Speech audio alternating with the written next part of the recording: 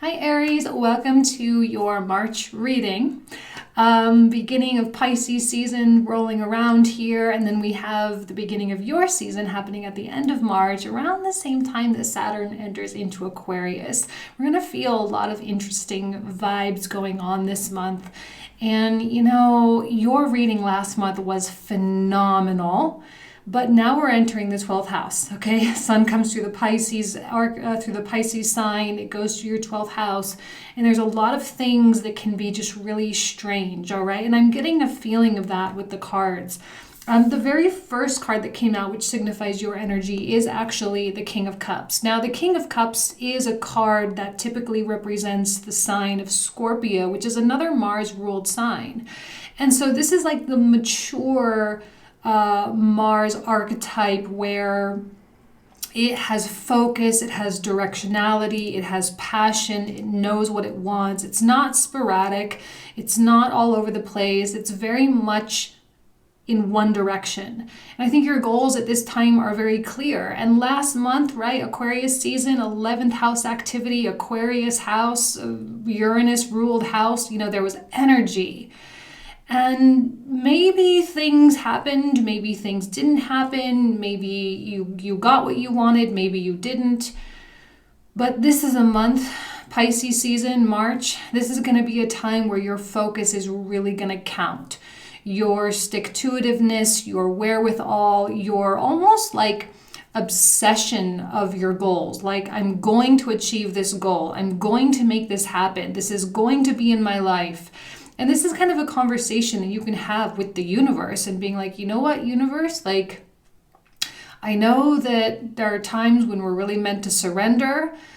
And I'm open to however this is meant to come about. But this is something that I'm really drawn towards. So no matter how it has to happen, I'm going to keep my energy focused on that focal point. All right? It's going to be really important because your environment is the Wheel of Fortune, which tells me that the more focused you can be, and I'm not saying to go and hit the bricks super hard. I'm not saying to drain yourself. I'm not saying to be in the office for 20 hours a day.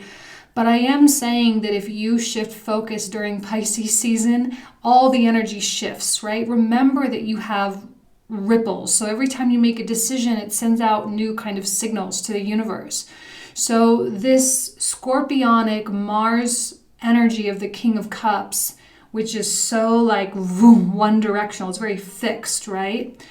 And there may be a tendency for you to want to start a lot of things, but I highly recommend you don't. I highly recommend you just staying your course because we have to let the Wheel of Fortune come about.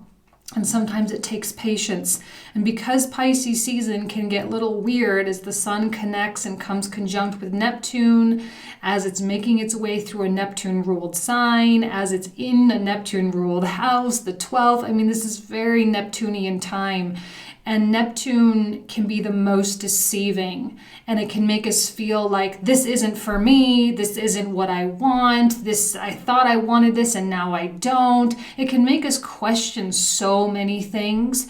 And so it's the focal point. And I would even like make a point to like do the vision board thing, right? Cut out pictures and put them on your bathroom mirror so you see them every day so that you don't lose sight of it. Because when we enter into Aries season, there's going to be, that opportunity for you to really step back into your power.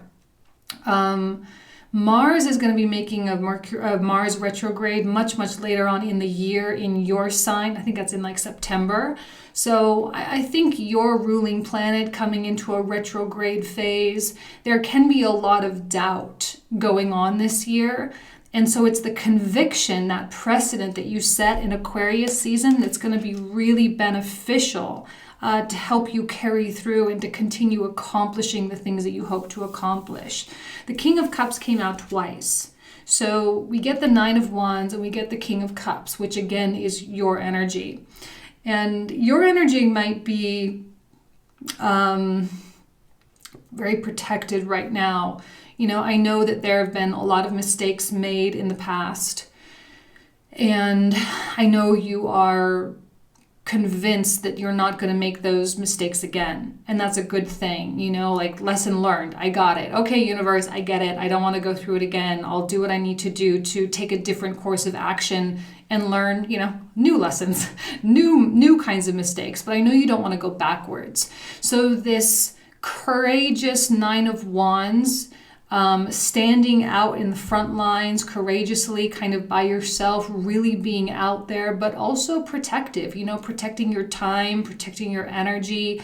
There's no waste going on here. And I don't want Aries to be wasting their time with some flaky people, which there is at least one coming out, you know, people that don't really want to commit, that don't want to sign the dotted line, people that don't want to, you know, say for sure of something. Those are the kind of people that you really should just move away from as quickly as possible, because it's just simply not for you. Your King of Cups focus, that focal point is so crucial that if someone doesn't share that same focal point, it's probably a good idea for you to part ways sooner rather than later, and for you to be pretty, you know, courageous about saying that, you know. Courageous about saying, hey, look, we're on different life paths. We want different things. I'm just not the right person for you. That's cool. I'm going to go do my thing. And it's the confidence of the King of Cups. I mean, the King of Cups there's an air of majesty, you know, Scorpio, Capricorn, Leo, right? These are the three energies that are more majestic and associated with power, although anyone can be in a power seat. But, you know, when you're up on that throne and you're kind of commanding your life, you're in the director's chair, you're the one that's saying, do this, do this, do this, do this. You know, that's when you can manifest what you want a lot more quickly.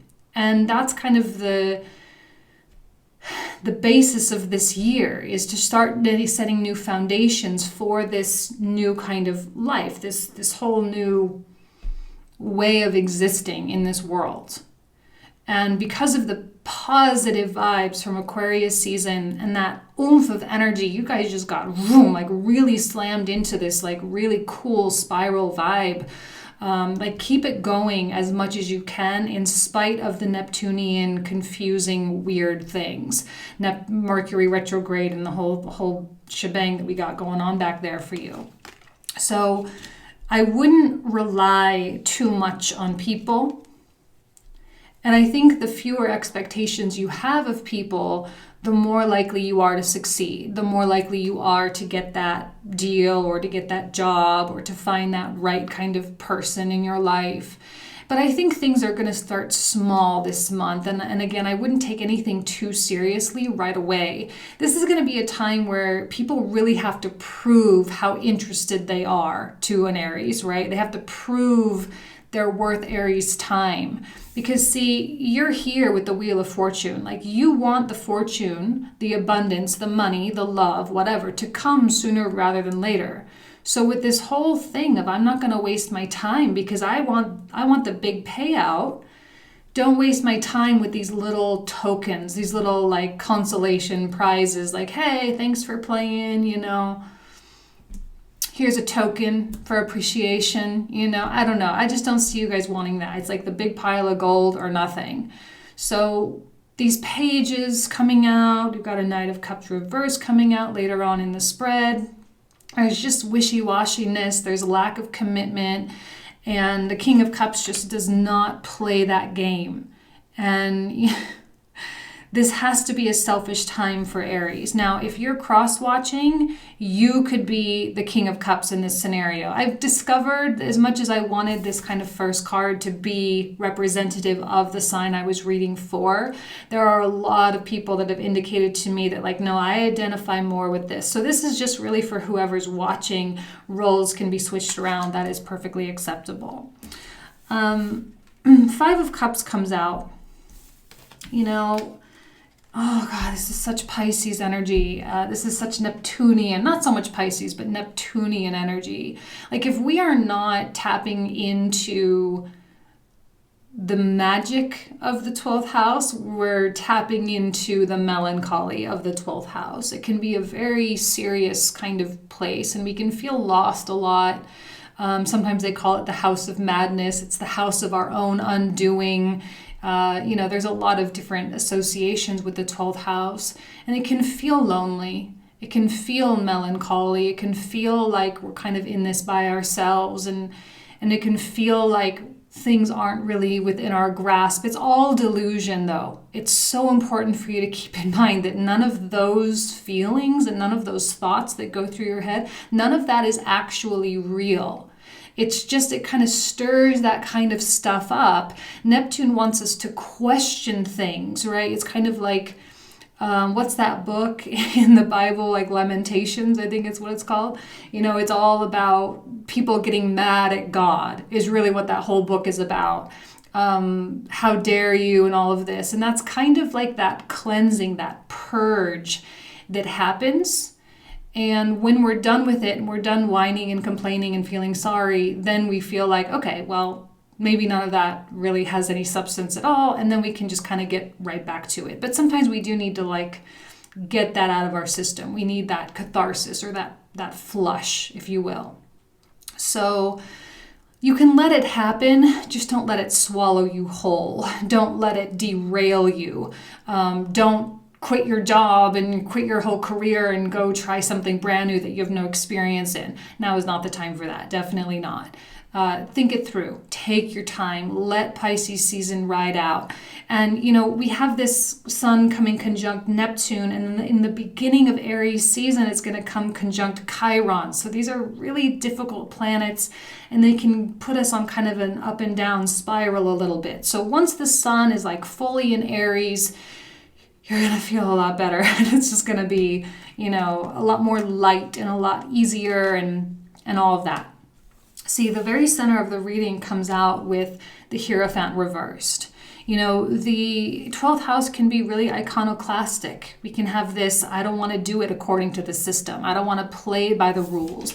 And the King of Cups doesn't really care about rules anyway. He can be very against the patriarchy, against the systematic ways of doing things. And he does like to carve his own path, and that's fine, whatever. But you may also be kind of lacking that confidence. So you can lean on the tradition. You can lean on the slow pace. You can lean on patience, like these very old, I'm going to call them old world values. They're not really old world, but you know what I mean. Those basic fundamental values, patience, hard work, being a good person, being compassionate, being solid, because that's really going to get that wheel of fortune to spin over. Even if you are lacking in confidence, even if you do feel lost, you're not really lost. You're really not. That's why I get the vision board going, because it'll just be that reminder that don't worry, you're not lost. You're not really confused. You're just going through the purge. So, these cards with the moon right next to it. It's moonlight. It's a moonlight month. Tread softly, but still keep putting one foot in front of the other. Still go to the office, still make the phone calls, still answer the emails. Take it one date at a time with that new person that you're dating. No expectations. If they leave, fine. If they stay, fine. Don't try to force anything ever, because when you try to force during a moonlight time, it usually will just dissolve and fall through your fingers. So it's about taking the control for yourself, doing what you can do for you, and having no expectation of anybody whatsoever. The moonlight here has deep connections with our subconscious, which is what our 12th house is all about. And when those things kind of come to light, usually it's like one little thing at a time kind of comes out. We start seeing, okay, well, we have this kind of pattern, we have this kind of behavior, we need to be more strong, direct, whatever. And we have that opportunity to rectify it or to use it to empower ourselves or whatever. So it's a good month for meditation. Your dreams are probably going to be real lucid. You're probably going to be receiving some information. I highly recommend a dream journal during a moonlight phase, and just analyzing and separating yourself from really what you're feeling. If you're feeling especially, gloomy or something, you can definitely like, write it down. You don't have to be so, like, again, swallowed up by it. If you separate yourself from it, it won't stop the Wheel of Fortune from turning over. I think when the sun enters into Taurus, right, it's going to connect with Uranus, and you're going to start feeling like, okay, this is really starting to kick in now. Things are really starting to happen. There can be major changes. I feel more confident. My money's better. Everything just feels more solid. So let's see. Now we have this last row here. So this is the other kind of flaky person. Page of Coins people might not be so bad. They just might not be totally ready to commit, sign the dotted line. But this is someone that maybe has been in and out for a while, coming and going and playing that kind of game. I do not like the immaturity of this person. It absolutely does not match the maturity of Aries this month, because you've gone through a lot of lessons. You've learned a lot. So you've stepped into a lot of wisdom. This is someone who is not interested in being wise. This is someone who's not interested in being mature, or and this might set you off. Actually, it's probably pretty guaranteed that it's going to set you off. I'm getting this now, the Knight of Swords, I have a funny relationship with him because technically it's a card of Gemini, but I see it so much more Aries. And this is what happens, like Aries and Scorpio, when they get triggered, and it's like, like you guys know, I know that whole temper thing that's very stereotypical of Aries, turning on a dime and just getting really angry really fast. And I think this person is gonna they're gonna trigger you at some point, and you may get so fed up that you could cut ties. And I think that's a good thing. I don't like the Knight of Cups reversed hanging around you. It's a bad influence in your energy field. And you might be sad about it. You might feel a little melancholy about it. You may feel like, damn, that could have been a really cool relationship, or like there was a lot of potential there, or I really wish I got that job because, man, like what a cool company. But ultimately, it just wasn't a good match. Like you guys didn't vibe, you didn't flow. These are two signs, right? Cups and Swords that just really don't jive very well. And in such a hypersensitive time during a 12th house transit, it can be, we can feel things and feel very disturbed more easily than other times throughout the year. So this is okay. Again, it's a part of the purge. It's a part of the catharsis that's needing to happen. We just went through the Pluto-Jupiter, or the Pluto-Saturn thing. So this is what's needing to happen in order to set that precedent. Remember, 2020, all about setting precedent for the next decade. Next 10 to 12 years. So it's not like, okay, boom, January, the changes happened and now it's done and over with. No, we get the whole year to really establish this kind of new skin, to establish this new identity, and what we will and will not allow, what we do and do not like. And I just see you being very black and white with it. I like this, I don't like that. Plain and simple, easy enough. It's so clear. And it's actually something that other people can understand. So in spite of you maybe feeling a little lacking in confidence, maybe you do need that trigger, right? The Tower, something's going to trigger you. You do need that to really, set the boundaries. It might not be in the most diplomatic way, but that's okay. It's fine. You just got to do what you got to do. Don't have to worry about being nice to everybody. The Tower is like the crack, it's kind of the weak point. And if someone else is, kind of you're determining that they are the weakest link, I see you getting rid of the weakest link and just kind of cutting it loose and letting it go and all of that, because I know that you have your eyes on some much, much bigger fish with the Wheel of Fortune, without question. There's much bigger fish in the pond right now for you, bigger contracts, bigger clients, better relationships, and it's about rolling with the punches, okay? All right, you guys, let's put this camera down so you can see the cards. See you in a sec. Okay, Aries. Here you can see how all the cards are laid out. I'm going to pull a couple of oracle clarifiers for the King of Cups specifically. Let's go ahead and see what comes through here for you. An astrology card. Ooh, Virgo energy. We have the full moon in Virgo this month, which is 6th house. You know, there's just a lot of earth emphasis this month, just a lot. Mars through Capricorn, you know.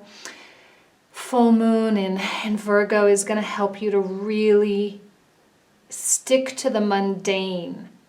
Stick to the work. This is what I'm saying, the focal point. Don't lose sight of the ultimate goal. That is the most important thing because, man, this is a time of year when we can just feel like we're swimming all around in so many different directions, and it can feel overwhelming, especially for a cardinal sign like yourselves who like that energy focus. So the bliss this month is found in the everyday tasks. The phone calls, the emails, the going into the work, you know, getting ready, doing your hair, cleaning your house, going shopping, like all those things. That's where the bliss is truly found. It's going to keep you steady. It's going to keep you moving forward regardless of emotion, okay? Regardless of the feelings and all of that. All right, and as Saturn makes his transit into the 11th house too, I think there's this air of just taking yourself so seriously, like in a good way, like you're taking yourself seriously. And the level of self-respect is higher, you know? And that's why it's just there's no patience for all this pettiness anymore. There's no patience for the non-committals, no patience for the flaky people. It's just not gonna fly. It's just not gonna happen. Not for Aries. And a loyal heart. See, I love this card, and I know it can have a very romantic vibe, and it can, which, you know, let's speak about the romance aspect of it. Your partner, your significant other, the person who is with you through thick and thin, they will be your home space, your safe space. And that's wonderful and that's fantastic. But in terms of this being you for you, the loyal heart is you following and continuing to go after your goal with purpose. You know what I mean? It's not flaky or wishy-washy. This is about recognizing the flakiness and wishy-washiness in other people and being the opposite of that. All right, exhibiting behavior that is more purposeful, more meaningful, more driven, more majestic, more honorable, okay? It's very masculine energy, which is good for you guys. This is about going after it, and kind of like a quality of no patience is good for you, I think. I do. I really think so. I love having your ruling planet in Capricorn. I think we're all going to benefit from that, but you especially because it's your ruling planet. There's going to be tons of emphasis on your place, right? Your place. Okay. For those of you who are new to my channel, these cards that I'm pulling out now will be covered in the comprehensive reading. The link will be found down below if you want to continue. We'll talk for another 20 to 25 minutes about these cards. Okay, let's look at this 9 of Wands here.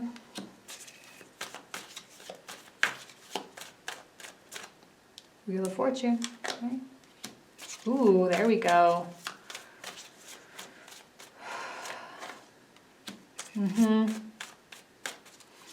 There's money to be made this month. There are offers to be had for sure this month. It's just a matter of clearing your path of like loose debris, right? Virgo, keep your head down. Do the work. Focus in the mundane. Oh, we got 2. Okay. Weirdly, 3 of Swords being a driving force, a driving factor. Past loss, past failure, past disappointment being your fuel. Oops, got 2, okay. Ooh, another Knight of Cups. Someone's trying to move real quick, but they're a little shifty, man.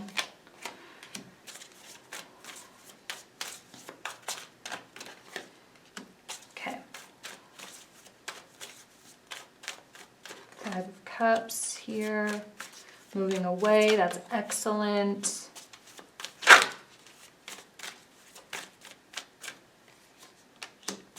Okay.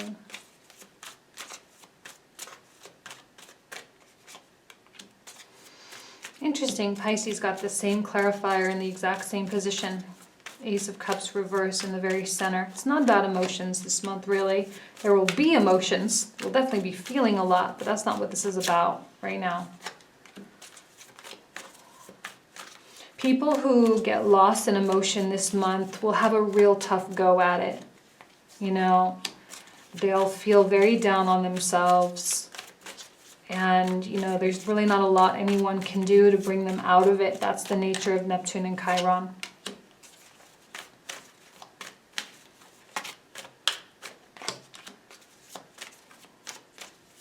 There's Knight of Cups here.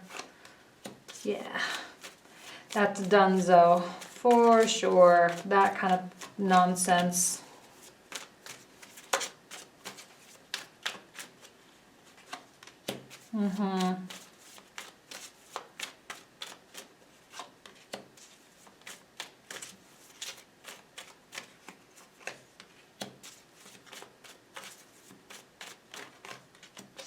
Ooh, wow, we got 3 King of Cups, you guys. That's crazy. Which the Scorpio archetype, which is also represented by the Tower card, is, you know, change. And it is time to change how you've done things in the past. So whatever triggers you is ultimately the source of your growth and fortune, which you got twice. So, okay. Double combinations of the Wheel of Fortune with the Tower, which means you have to experience the Tower. It has to happen. So whatever it is, it's the best thing that ever happened to you. Seriously. Zen in the art of happiness, right? Whatever happens is the best possible thing that ever could have happened. All right. Excellent. So this is where we will begin for the comprehensive. We'll go through all these cards. So if you want to join me, the link will be in the description box. Thanks so much. Take care.